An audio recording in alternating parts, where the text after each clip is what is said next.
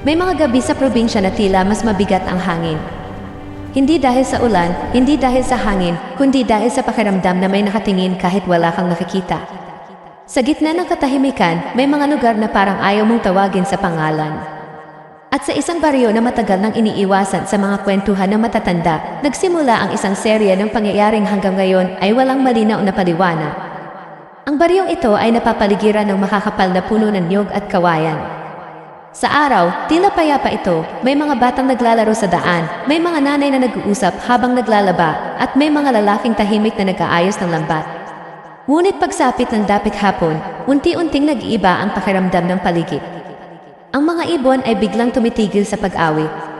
Ang mga aso ay hindi tumatahol, sila'y umuungol. At ang hangin ay parang may dalang bulong na hindi mo maintindihan. Dito nagsimula ang mga kwento ng itag gutom. Hindi ito basta gutom na nararamdaman ng tao. Ayon sa mga residente, ito ay kakaibang pagkawala ng lakas, parang unti-unting hinuhugot ang buhay mula sa katawan. May mga alagang hayop na natatagpo ang wala ng sigla. May mga manok na hindi na nagigising sa umaga. At may mga taong biglang nanghihina, walang sugat, walang sakit, pero tila ubos na ubos ang kanilang lakas. Isang babae ang unang nagsimulang magtaka. Siya ay isang simpleng taga-baryo, kilala sa pagiging tahimik at mapagmasid. Hindi siya mahilig sa kwento ng multo o aswa. Para sa kanya, ang takot ay gawa lamang ng isip. Ngunit nang magsimulang mangyari ang mga kakaibang pangyayari sa paligid ng kanyang tahanan, napilitan siyang harapin ang isang katotohanang hindi niya maipaliwanag. Tuwing hating gabi, may naririnig siyang mahinang kaluskos sa bubong. Hindi ito tunog ng pusa. Hindi rin ito tunog ng daga. Mabagal, maingat, parang may naglalakad na may timbang. Isang gabi, nagising siya sa kakaibang pakiramdam, parang may malamig na hangin na dumaan sa kanyang mukha kahit sarado ang bintana.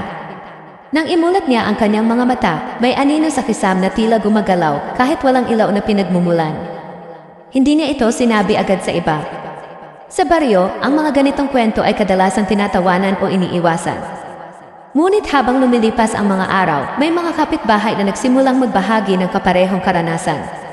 May isang lalaking nakarinig ng mabigat na paghinga sa likod ng kanyang bahay kahit wala namang tao. May isang batang babae na nagising sa pakiramdam na may nakaupo sa kanyang dibdib. At may isang matandang lalaki na nagsabing may nakita siyang mahabang anino na dumaan sa pagitan ng mga puno kahit walang buwan. Unti-unting nabuo ang isang tanong na walang gustong magsalita ng malakas, may aswang ba sa baryo? Ngunit ang mas nakakatakot ay hindi ang posibilidad ng presensya nito, kundi ang paraan ng pag-atake. Walang sugat, walang bakas, tanging panghihina. Parang may kumakain ng lakas, hindi ng laman. Parang may gutom na hindi kayang punan ng kahit ano. Sa gitna ng takot, may isang lalaking nagpasya na magmasid. Siya ay kilala sa baryo bilang mapagmatsyag at hindi basta-basta naniniwala sa sabi-sabi. Ngunit sa halip na magdala ng takot, ang kanyang obserbasyon ay nagdala ng mas malalim na misteryo. Ayon sa kanya, may mga gabi na may naririnig siyang mahinang tunog, parang dila na dumidikit sa kahoy. May mga sandaling may naamoy siyang kakaibang amoy, hindi bulok, hindi hayop, kundi parang basa at malamig na lupa. Isang gabi, habang tahimik ang baryo at halos walang hangin, may nangyari na hindi malilimutan ng sinumang nakasaksi. May isang sigaw na sumira sa katahimikan. Hindi ito sigaw ng takot lamang, ito ay sigaw ng matinding panghihina, parang may nawawalang bahagi ng sarili. Nang magsipaglabasan ang mga tao, natagpuan nila ang isang residente na nakahiga sa lupa. Gising ngunit hindi makagalaw. Walang sugat. Walang marka. Ngunit ang kanyang mga mata ay puno ng takot na hindi maipaliwanag. Mula noon, nagsimulang umiwas ang mga tao sa paglabas sa gabi. Ang mga ilaw ay pinapatay ng mas maaga. Ang mga bintana ay sinasara ng mahigpit. Ngunit sa kabila ng pag-iingat, may mga pangyayaring hindi mapigilan. May mga bakas ng basang putik sa bubong kahit walang ulan. May mga tunog ng paggapang na naririnig sa dingding. At may mga gabi na tila mas malamig ang hangin sa isang bahagi ng bahay kahit walang dahilan. Habang lumalalim ang misteryo, may isang detalye ang paulit-ulit na binabanggit ng mga nakaranas, ang pakiramdam na pinagmamasdan. Hindi mula sa malayo kundi malapit. Masyadong malapit. At sa isang gabi na tila walang kaibahan sa iba, may isang taong naglakas loob na tumingin sa bubong mula sa loob ng kanyang bahay. Hindi siya sigurado kung ano ang inaasahan niyang makita. Ngunit nang marinig niya ang mabagal na paggapang at ang mahinang paghinga sa ibabaw ng kisame, napilitan siyang tumingala. Sa sandaling iyon, tumigil ang lahat, ang hangin, ang ingay, maging ang kanyang sariling paghinga. Dahil sa pagitan ng mga siwang ng kahoy, may dalawang matang nakatingin pabalik. At doon nagsimula ang tunay na kwento ng taggutom sa baryo. Ngunit ang tanong ay hindi kung ano ang nakita niya, kundi kung bakit tila kilala siya ng nilalang na iyon. Hindi agad nakasigaw ang babae. Para bang may humawak sa kanyang lalamunan nang makita niya ang dalawang matang iyon na nakasilip sa pagitan ng mga siwang ng kisame. Hindi niya maipaliwanag kung bakit, pero may kakaibang pakiramdam na hindi iyon basta pagtingin lamang, parang pagkilala. Parang matagal na siyang pinagmamasdan bago pa niya ito napansin. Unti-unti siyang umatras mula sa ilalim ng kisame, halos hindi humihinga. Sa labas, tahimik ang buong baryo. Walang aso na tumatahol. Walang dahon na gumagalaw. Para bang may kung anong presensya na nag-utos sa lahat na manahimik. Kinabukasan, pinilit niyang isipin na guni-guni lamang ang lahat. Ngunit nang lumabas siya upang magwalis sa harap ng bahay, napansin niya ang kakaibang bakas sa lupa. Hindi ito yapak ng tao. Hindi rin ito bakas ng hayop. Mahaba at tila hinihila, parang may mabigat na bagay na gumapang pababa mula sa bubong hanggang sa likod ng bahay. Hindi siya nagsalita agad. Ngunit napansin niyang may parehong bakas din sa bakuran ng kanilang kapitbahay. At sa susunod na bahay. At sa isa pa. Sa baryong iyon, ang mga balita ay kumakalat ng tahimik. Walang gustong maunang magsalita, ngunit lahat ay nakikinig. Isang matandang babae ang nagsabi na matagal na raw may ganitong nangyayari sa lugar. Hindi ito unang beses. Ayon sa kanya, may mga tao na tila nagigising ang baryo sa isang presensya na hindi nakikita ngunit nararamdaman. Noong kabataan pa raw niya, may mga panahon na ang mga alagang hayop ay biglang namamatay ng walang dahilan. May mga gabi na ang mga buntis ay biglang nanghihina.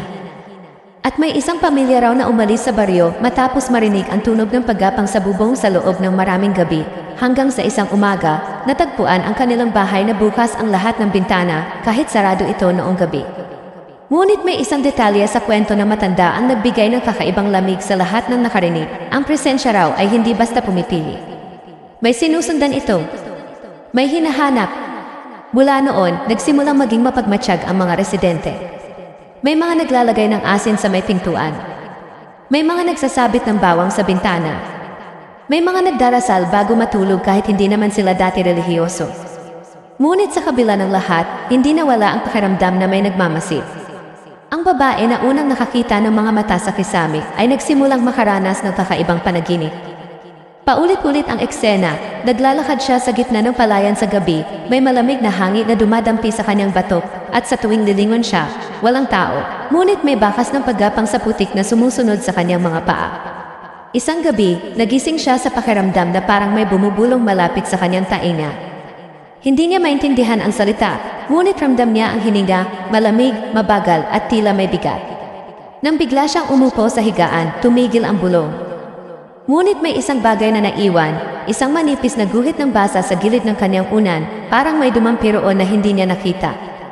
Habang lumilipas ang mga araw, may isang lalaking taga-baryo ang nagpasya na magtanong sa mga nakatatanda tungkol sa kasaysayan ng lugar. Ayon sa kanila, ang baryo raw ay itinayo sa lupang dating iniiwasan. Matagal bago may tumira roon dahil sinasabing may lumang gutom na nakatali sa lupa.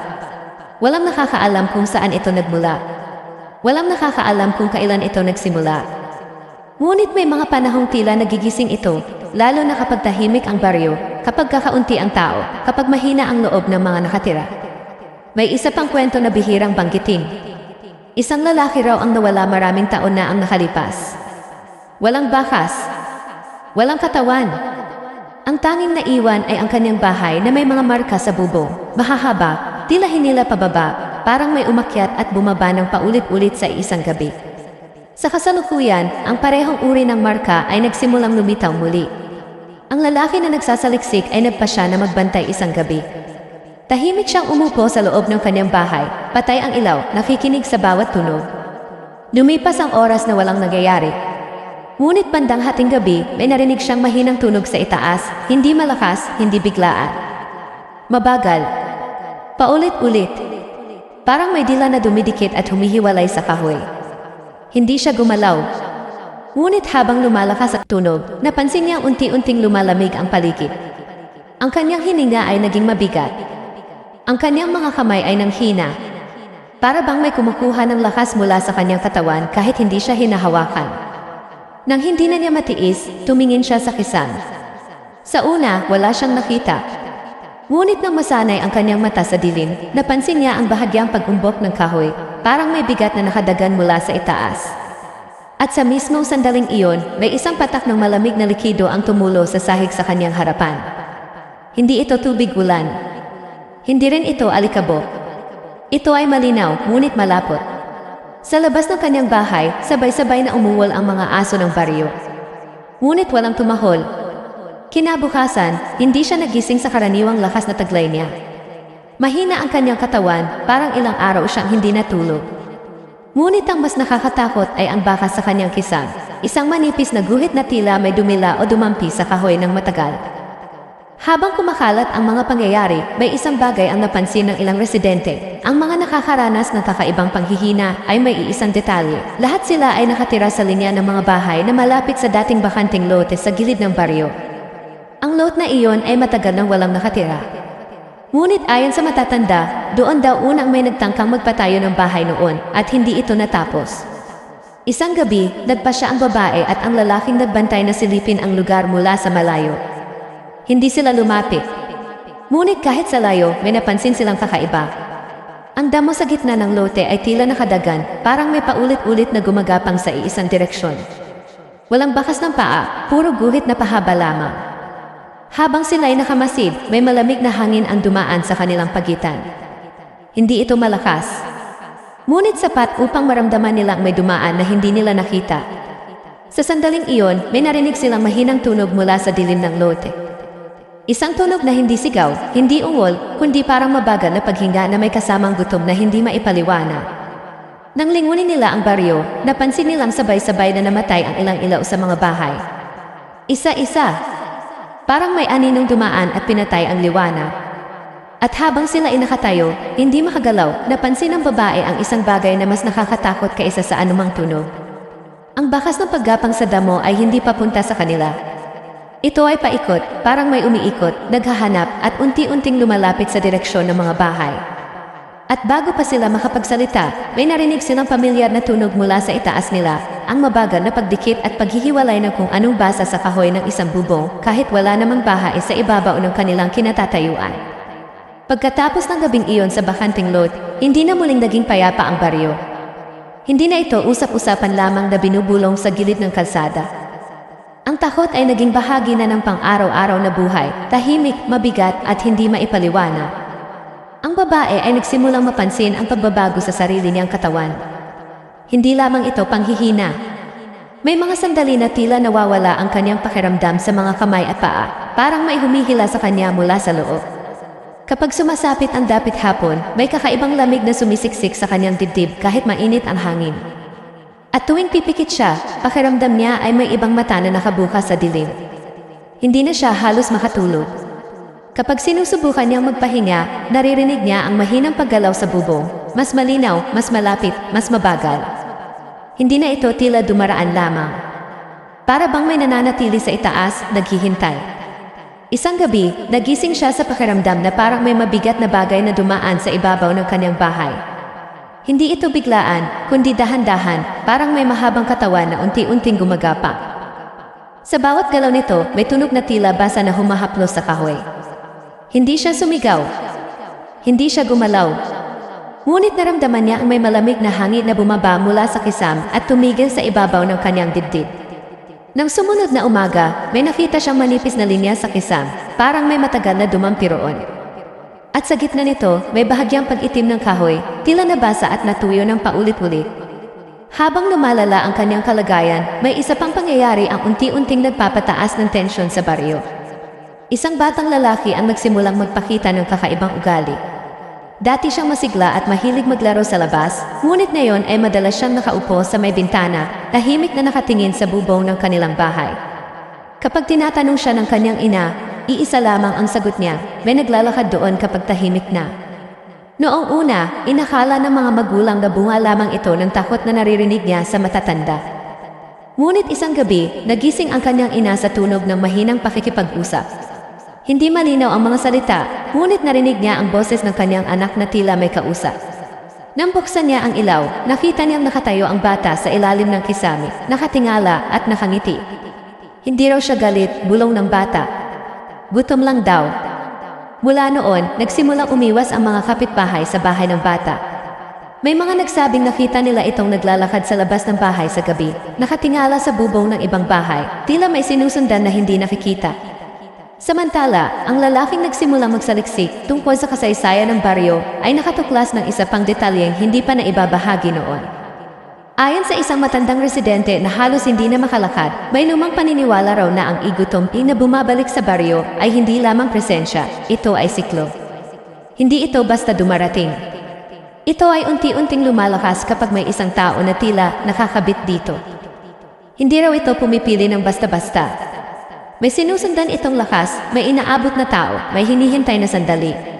At ayon sa matanda, kapag nagsimula na ang mga panaginip, kapag naramdaman na ang lamig sa dibdib, kapag narinig na ang paghinga sa itaas, hindi na basta presensya ang problema.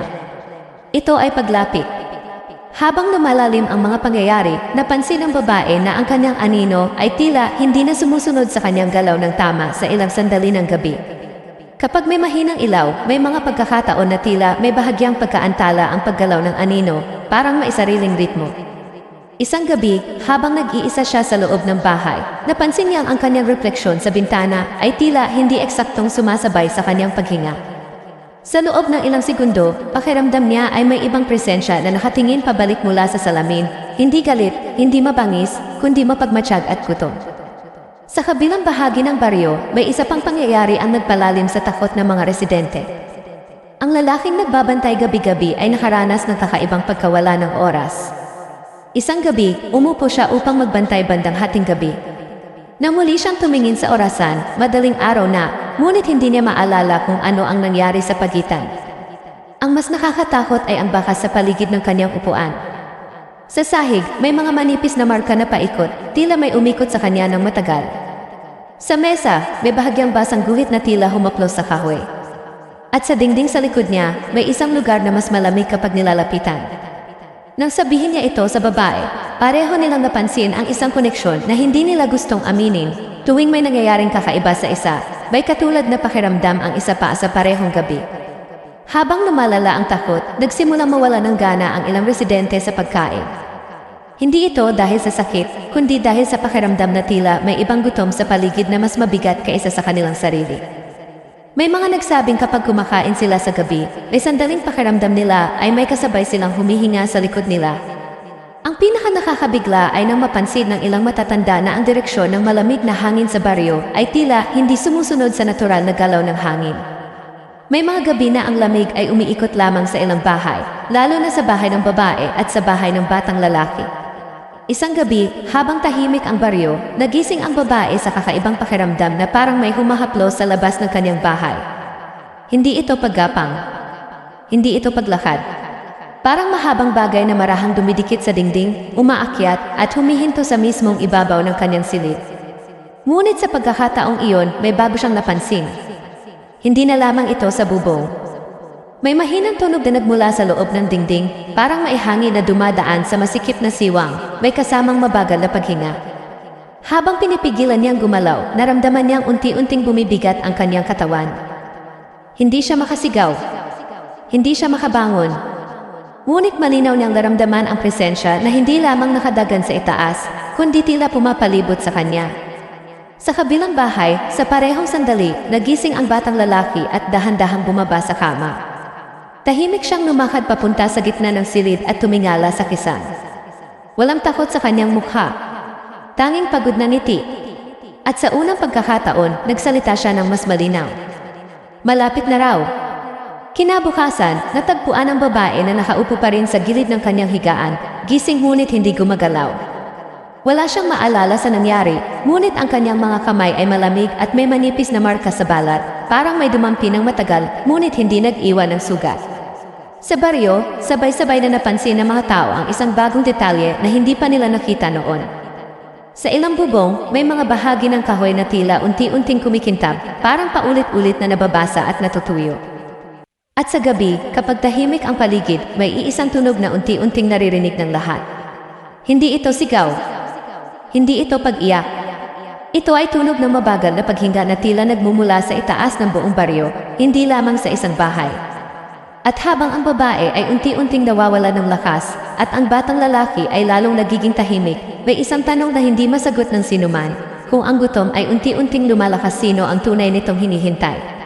Hindi na maikakaila ng babae ang katotohanan na may kung anong presensya na hindi lamang dumaraan, ito ay nananatili.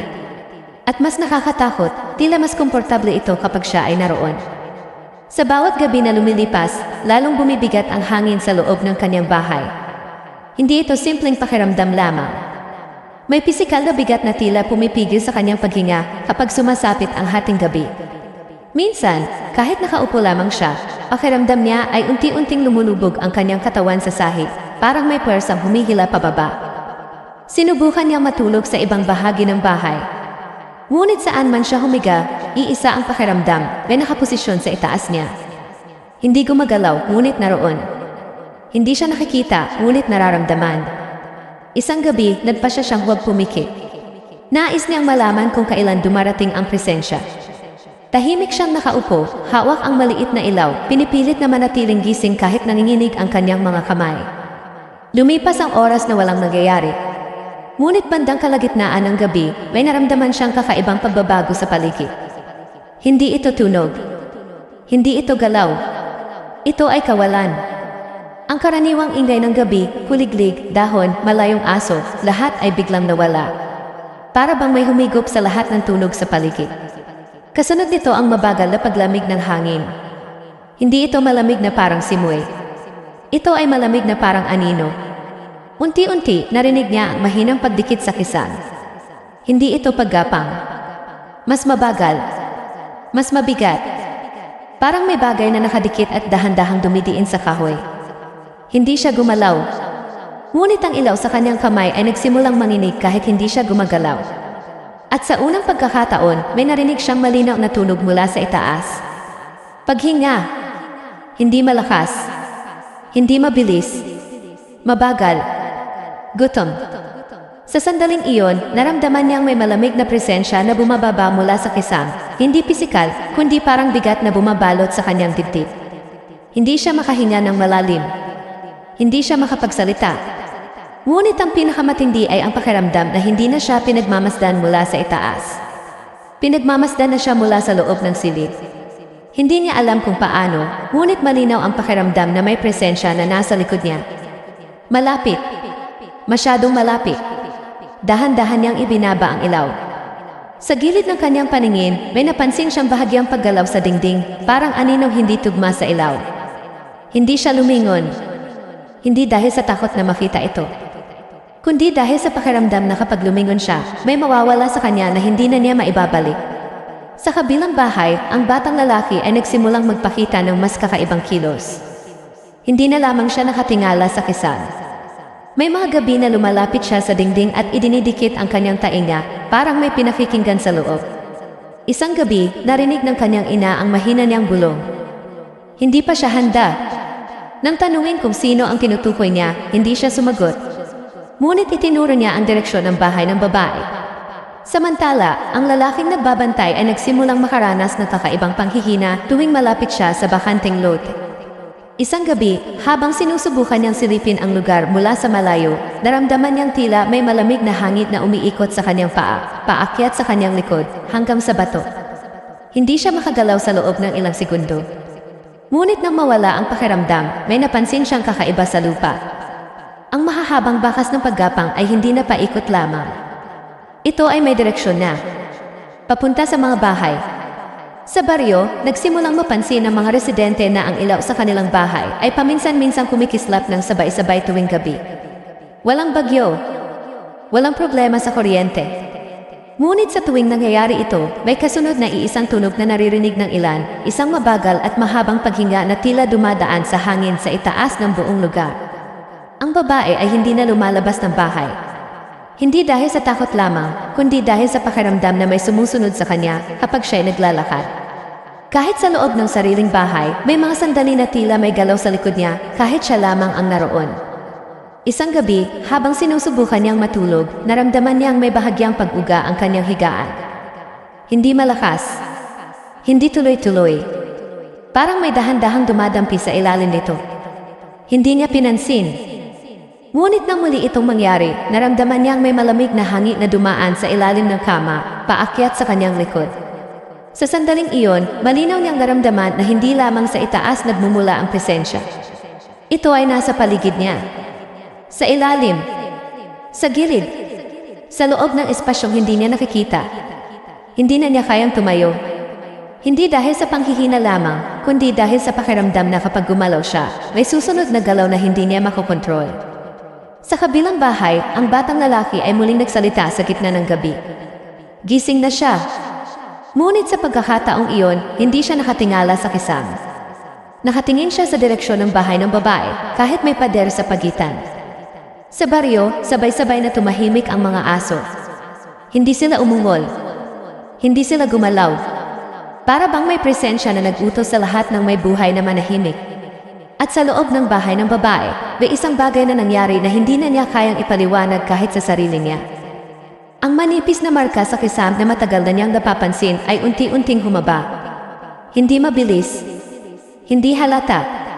Ngunit sa kanyang paningin, malinaw ang pagbabago. Parang may bagay na dahan-dahang gumuguhit mula sa itaas pababa. Hindi ito sugat sa kahoy.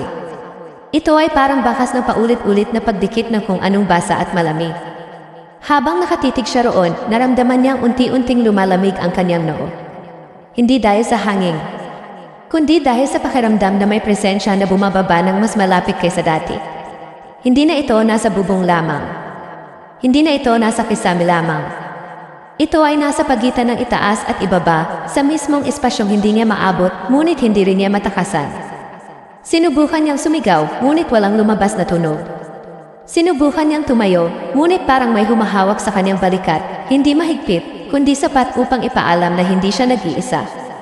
At sa pinakatahimik na sandali ng gabi, may narinig siyang bulong na hindi galing sa labas.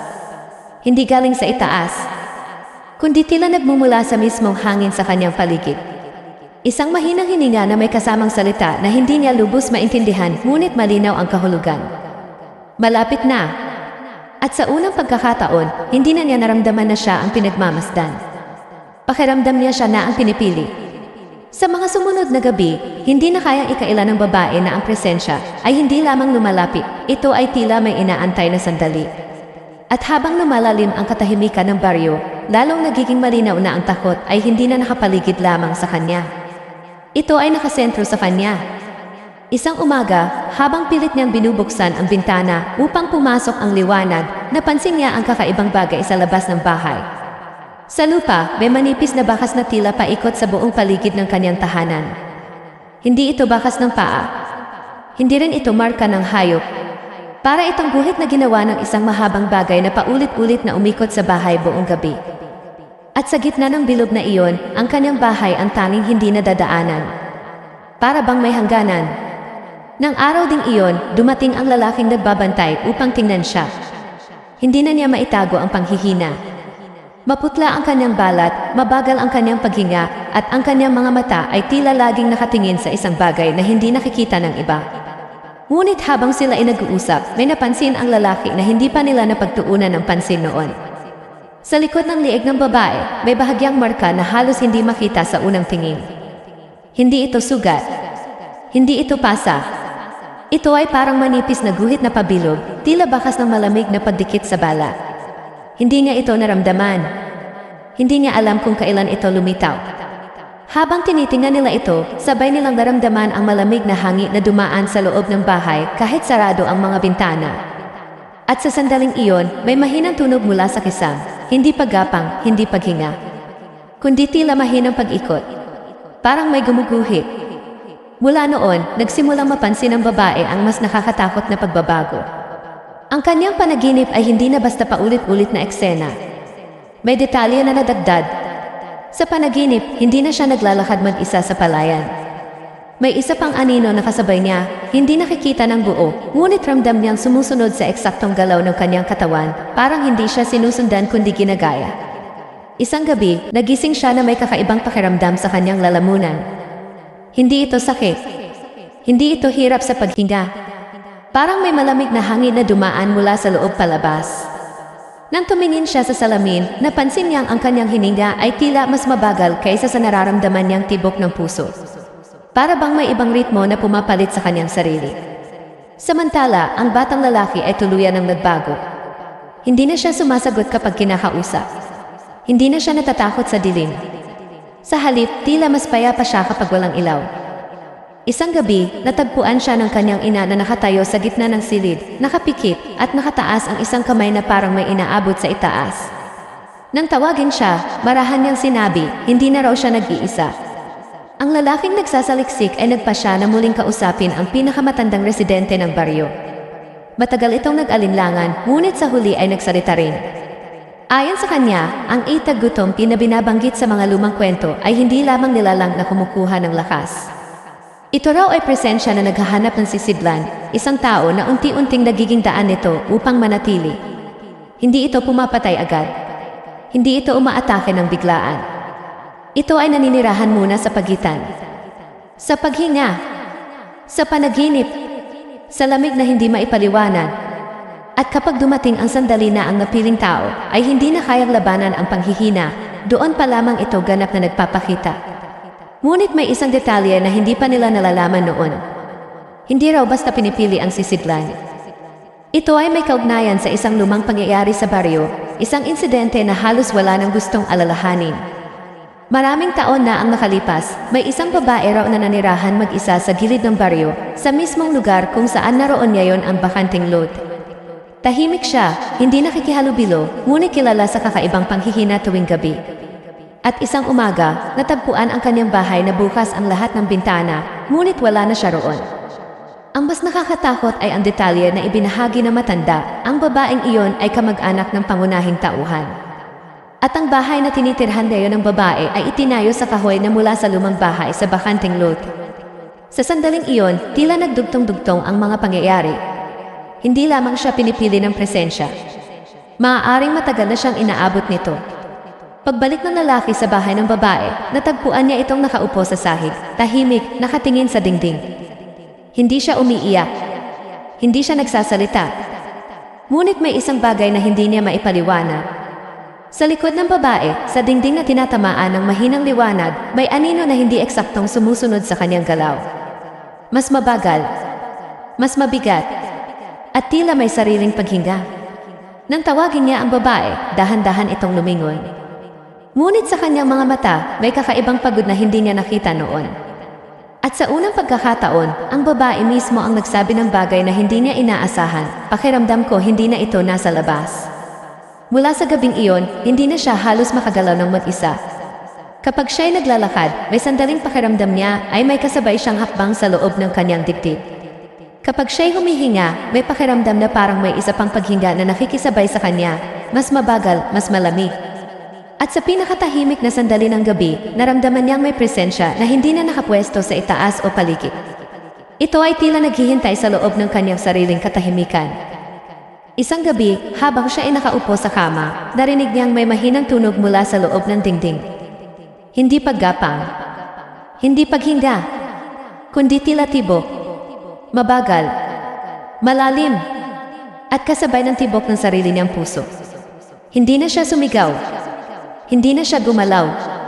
Dahil sa unang pagkakataon, malinaw niyang naunawaan ang pakiramdam na matagal na niyang tinatakasan, hindi siya hinahabol. Hindi siya pinagmamasdan. Siya ang hinihintay. At habang unti-unting nawawala ang lakas sa kanyang katawan, iisang tanong na tila bumabalot sa buong baryo, kahit walang nagsasalita, kung ang gutom ay hindi na nasa bubong, hindi na sa dilim, kundi nasa loob ng tao saan patatakbo ang isang tao. Ano ang gagawin mo kung ikaw ang nasa ganitong sitwasyon? Sa tingin mo ba makakaligtas ang pangunahing tauhan? Dumating ang gabi na tila mas mabigat kaysa sa lahat ng nauna. Hindi dahil sa dilim, kundi dahil sa pakiramdam na may wakas na paparating. Hindi malinaw kung para kanino, ngunit tiyak na hindi na ito maiiwasan. Ang babae ay nakaupo sa gitna ng kanyang silid, halos wala ng lakas. Hindi na niya sinusubukang tumayo. Hindi na niya sinusubukang tumakas. Sa bawat paghinga niya, nararamdaman niya ang malamig na presensya na matagal nang nakapaligid sa kanya. Ngayon ay hindi na lamang sa paligid, kundi kasabay na ng kanyang paghinga. Ang lalaking nagbabantay ay naroon sa tabi niya. Hindi na siya nagtatanong.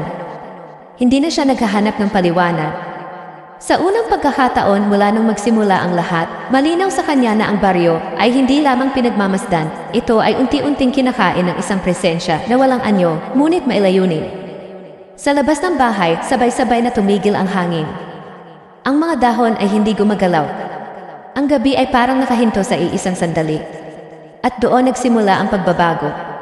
Ang manipis na marka sa kisame na matagal nang lumalalim ay unti-unting naging mas malinaw, parang guhit na bumababa, hindi dahil may dumadaloy, kundi dahil may bumibigat mula sa itaas. Hindi ito biglaan. Hindi ito marahas. Ngunit bawat segundo, ramdam nilang may presensya na papalapit ng papalapit sa pagitan ng kisame at sahig. Ang babae ay napapikit, hindi dahil sa takot, kundi dahil sa bigat ng pakiramdam na may bahagi sa kanya na unti-unting nawawala. Hindi na siya sa labas, mahina niyang sabi. Hindi na siya naghihintay. Sa sandaling iyon, naramdaman nilang dalawa ang sabay na pagbabago sa hangin. Hindi lamig. Hindi hangin. Kundi presensya na pumuno sa espasyo, parang tubig na dahan-dahang umaakyat. Ang lalaking nagbabantay ay napaluhod, hindi dahil sa takot, kundi dahil sa bigat na hindi niya maipaliwanag. Sa bawat paghinga niya, tila may bahagi ng kanyang lakas ang hinahatak palabas. Ngunit sa kabila ng panghihina, may isang bagay na napansin niya. Ang babae ay hindi na naninginig. Hindi na siya natatakot. Ang kanyang mukha ay payapa, masyadong payapa. At sa sandaling iyon, dahan-dahan siyang nagsalita, hindi sa lalaking kasama niya, kundi tila sa presensyang matagal nang naroon. Kung ito ang gusto mo, tapusin mo na. Sa labas, sabay-sabay na umuwal ang mga aso ng baryo. Ngunit hindi ito sigaw ng takot. Ito ay parang babala. Ang hangin sa loob ng bahay ay naging mas mabigat, mas malamig, mas siksik. At sa unang pagkakataon, may malinaw na pagbabago sa kisame. Ang mahabang marka ay tila bahagyang bumuka, hindi pisikal, kundi parang aninong lumalawa. Ang lalaking nagbabantay ay pilit na tumayo, ngunit hindi niya maigalaw ang kanyang katawan. Para bang ang mismong hangin ang pumipigil sa kanya.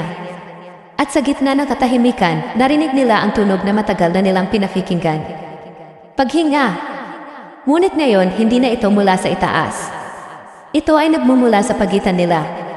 Mula sa espasyo kung saan wala dapat laman. Ang babae ay napahinga ng malalim at sa sandaling iyon tumigil ang lahat. Hindi na lumamig ang hangin. Hindi na gumalaw ang marka sa kisame. Hindi na narinig ang paghinga. Isang sandali ng ganap na katahimikan. At doon, nangyari ang hindi inaasahan. Ang babae ay dahan-dahang tumayo. Hindi dahil may lakas siya, kundi dahil tila may ibang puwersang umangat sa kanya. Ang kanyang mga mata ay nakadilat, ngunit hindi nakatuon sa kahit ano sa silid. Ang kanyang paghinga ay mabagal, mas mabagal kaysa dati. At nang magsalita siya, hindi na ito ang parehong tinig. Hindi ito malalim. Hindi ito malakas. Ngunit ito ay may dalawang ritmo, parang may dalawang hiningang nagsasalita sa iisang bibig. Matagal kitang hinintay. Ang lalaking nagbabantay ay napaatras, ngunit hindi siya makagalaw ng tuluyan. Sa harap niya, ang babae ay hindi na lamang nakatayo, tila may aninong nakadikit sa kanyang likod, hindi hiwalay, kundi bahagi na ng kanyang anyo. Ngunit sa gitna ng takot, may isang bagay na nagbago. Ang babae ay dahan-dahang tumingin sa kanya. At sa kanyang mga mata, sa kabila ng malamig na katahimikan, may natitirang piraso ng pagkatao. Hindi pa, mahina niyang sabi sa sarili niyang tinig. Sa sandaling iyon, para bang nagkaroon ng tensyon sa pagitan ng dalawang presensya sa loob ng kanyang katawan. Ang kanyang paghinga ay naging hindi pantay. Ang kanyang mga kamay ay nanginig. Parang may pakikibaka na hindi nakikita. Ang lalaking nagbabantay ay napasigaw, hindi sa takot, kundi sa desperasyon. Tinawag niya ang pangalan ng babae, paulit-ulit, pilit, umaasang may bahagi pa sa kanya ang lalaban. At doon nagsimula ang tunay na pakikibaka. Ang babae ay napaluhod, hawak ang sarili niyang dibdib, pilit na kumakapit sa hiningang tila hindi na kanya. Ang lamig sa silid ay naging mas matindi, halos hindi na kayang tiisin. Sa labas ng bahay, ang mga ilaw sa baryo ay sabay-sabay na kumislap at namatay. Ganap na dilim. At sa loob ng dilim na iyon, narinig ang isang tunog na hindi pa nila narinig noon. Isang mahinang pag-urong. Hindi paglapit. Pag-urong. Ang presensya na matagal nang bumabalot sa bahay ay tila umatras, hindi dahil sa takot, kundi dahil sa isang bagay na hindi nito inaasahan. Ang babae ay napasigaw, hindi sa sakit, kundi sa huling lakas na natitira sa kanya. Hindi ako sisidlan mo. Sa sandaling iyon, ang hangin ay parang sumabog pabalik sa normal nitong galaw. Bumalik ang tunog ng gabi. Bumalik ang galaw ng hangin. At ang babae ay bumagsak sa sahig. Tahimik. Walang galaw. Walang malamig na presensya. Ang lalaking nagbabantay ay gumapang papunta sa kanya, nanginginig, hindi alam kung ano ang kanyang makikita. Nang hawakan niya ang pulso nito, mahina ngunit malinaw ang tibok. Ang presensya ay nawala. Ang baryo ay muling huminga. Ngunit ang tunay na twist ay dumating makalipas ang ilang sandali. Habang nakahiga ang babae, dahan-dahan niyang iminulat ang kanyang mga mata. Ang kanyang paghinga ay normal. Ang kanyang balat ay hindi na malamig. Ngunit nang tumingin siya sa kisame, mahina siyang ngumiti. Hindi sa ginhawa, hindi sa kaligtasan, kundi sa pagkilala. Sa labas ng bahay, sa ibabaw ng mga bubong ng baryo, muling dumaan ang mahinang lamig, ngunit hindi na ito naghahanap. Hindi na ito gutom. Parang nakahanap na. Sa sumunod na mga araw, bumalik sa katahimikan ang baryo. Wala nang marka sa kisam. Wala nang tunog sa bubong. Wala nang sabay-sabay na paglamig ng hangin. Ngunit may isang detalye na hindi napansin ng karamihan. Ang babae ay hindi na kailanman nakaramdam ng panghihina sa gabi. Hindi na rin siya nanaginip. At kapag siya'y humihinga, may sandaling tila may isa pang hininga na kasabay niya. Napakatahimik, napakabagal at hindi na gutom. Dahil marahil hindi na ito naghahanap. Ito ay nananatili. Matapos ang gabing iyon, unti-unting bumalik ang baryo sa anyong tila normal. Muling narinig ang huni ng mga ibon sa umaga. Muling naglaro ang mga bata sa daan. Muling nagbukas ang mga bintana ng mga bahay na matagal ding nanatiling sarado.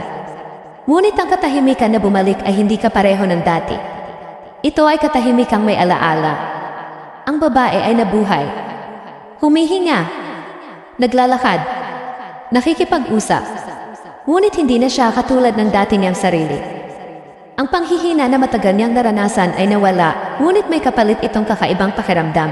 Isang permanenteng lamig sa loob ng kanyang dibdib na hindi naman masakit, ngunit laging naroon. May mga sandali na tila mas malinaw ang kanyang pandinig kaysa dati.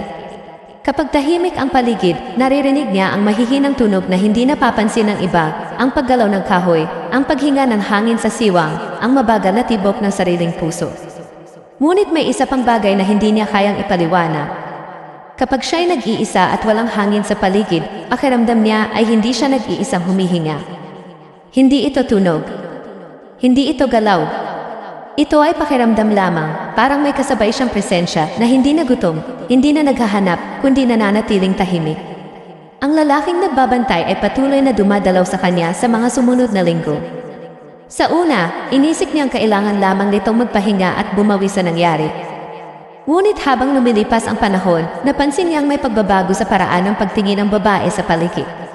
Hindi na ito pagtingin na may takot. Ito ay pagtingin na tila may alam. Minsan, habang sila'y nakaupo sa labas ng bahay sa dapit hapon, napansin niyang ang babae ay biglang tumigil sa pagsasalita at marahang tumingin sa bubong ng isang kalapit na bahay. Wala namang kakaiba roon. Ngunit sa kanyang mukha, may bahagyang ngiti, hindi masaya, hindi mapayapa, kundi tila pagkilala sa isang bagay na hindi niya kayang makita. Ang batang lalaki naman ay unti-unting bumalik sa dating niyang kilos. Nawala ang kanyang kakaibang pagtingin sa kisam. Nawala ang kanyang pagbulong sa dilim. Muli siyang naglaro sa labas, tumawa at tumakbo kasama ang ibang bata. Ngunit may isang detalyeng hindi napansin ng karamihan. Sa tuwing dumadaan ang babae malapit sa bahay ng bata, ang bata ay kusang tumitigil sa paglalaro at tahimik na tumitingin sa kanya, hindi sa takot, kundi sa paraang parang may alam siyang hindi niya sinasabi. Isang araw, tinanong ng lalaking nagbabantay ang babae kung ano ang naaalala niya sa gabing iyon. Matagal siyang hindi sumagot. Pagkaraan ng ilang sandali, mahina niyang sinabi, hindi ko nakita kung ano siya. Tumigil siya sandali, saka nagpatuloy. Pero naramdaman kong hindi siya galit. Hindi iyon sagot na nakapagpagaan ng loob ng lalaki. Kung hindi galit, tanong niya, bakit ka pinili? Tahimik siyang tumingin sa malayo sa direksyon ng bakanting lot na matagal nang pinagmula ng takot. Hindi ako pinili, sagot niya sa wakas. May nauna na. Doon niya ibinahagi ang bagay na matagal na niyang iniiwasan. Ang kamag-anak na nawala sa baryo, maraming taon na ang nakalipas, ang babaeng nanirahan sa lumang bahay sa bakanting lot, ay may kaparehong karanasan bago ito nawala. Panghihina, panaginip, lamig sa dibdib, tunog sa bubong. Ngunit may isang bagay na naiiba. Hindi raw lumaban ang babaeng iyon. At sa sandaling iyon, naunawaan ng lalaking nagbabantay ang isang bahagi na misteryo na matagal na nilang hinahanap. Ang presensya ay hindi lamang naghahanap ng sisidlan. Ito ay naghahanap ng pahintulot. Sa mga sumunod na buwan, tuluyan ng nawala ang mga kakaibang pangyayari sa baryo. Wala nang marka sa bubong. Wala nang sabay-sabay na paglamig ng hangin. Wala nang bulong sa gabi. Ngunit ang mga matatanda sa baryo ay hindi kailanman muling nagsabi na ligtas na ang lugar. Sa halip, sinabi nilang natapos lamang ang isang siklo. Isang gabi, ilang buwan matapos ang lahat, nagpasya ang lalaking nagbabantay na maglakad mag-isa sa baryo. Tahimik ang paligid. Walang hangin. Walang buwan. Nang dumaan siya sa bakanting lot, napansin niyang ang damo ay patag, walang bakas ng paggapang, walang kakaibang marka. Ngunit habang siya ay nakatayo roon, may naramdaman siyang kakaibang pakiramdam na matagal na niyang hindi naramdaman. Lamig. Hindi malakas. Hindi mapanganib. Ngunit malinaw. Nang lingunin niya ang direksyon ng bahay ng babae, nakita niya itong nakatayo sa may pintuan, nakatingin sa kanya mula sa malayo. Hindi siya kumaway. Hindi siya nagsalita. Ngunit kahit sa layo, malinaw ang isang detalye na hindi niya mapaliwanag. Sa kanyang paghinga, may sandaling tila mas matagal ang pagitan kaysa sa karaniwan. At sa pagitan ng bawat hinga may katahimikan na tila hindi walang laman. Lumipas pa ang ilang linggo. Isang gabi, nagising ang babae sa isang panaginip na hindi niya naranasan mula nang matapos ang lahat. Hindi ito panaginip ng paggapang. Hindi ito panaginip ng lamig. Ito ay panaginip ng baryo. Tahimik. Walang tao. Walang hangin. Sa panaginip, naglakad siya sa gitna ng kalsada. At sa bawat bahay na madaanan niya, napansin niyang ang mga bubong ay bahagyang kumikintab, parang bagong nabasa. Hindi siya natakot. Hindi siya tumakbo. Sa halip, naramdaman niya ang kakaibang pakiramdam na parang may inaabot sa kanya mula sa itaas. Nang magising siya, tahimik ang kanyang silid. Ngunit sa kisame, sa mismong lugar kung saan dati naroon ang mahabang marka, may manipis na linya na hindi niya napansin noon. Hindi ito madilim. Hindi ito sugat. Ito ay parang bahagyang kinis ng kahoy, parang paulit-ulit na nadapuan ng malamig na hangin. Dahan-dahan siyang napangiti. Hindi sa takot. Hindi sa ginhawa. Kundi sa pakiramdam na may presensya na hindi na kailangang magpakita upang maramdaman. Sa baryo, muling nagpatuloy ang buhay. Ngunit ang mga kwento ay hindi nawala. Sa bawat bagong residente, may nagbabanggit ng lumang pangyayari, ang taggutom, ang mga marka sa bubong, ang gabing sabay-sabay na namatay ang ilaw. Ngunit walang makapagpaliwanag kung bakit ito tumigil.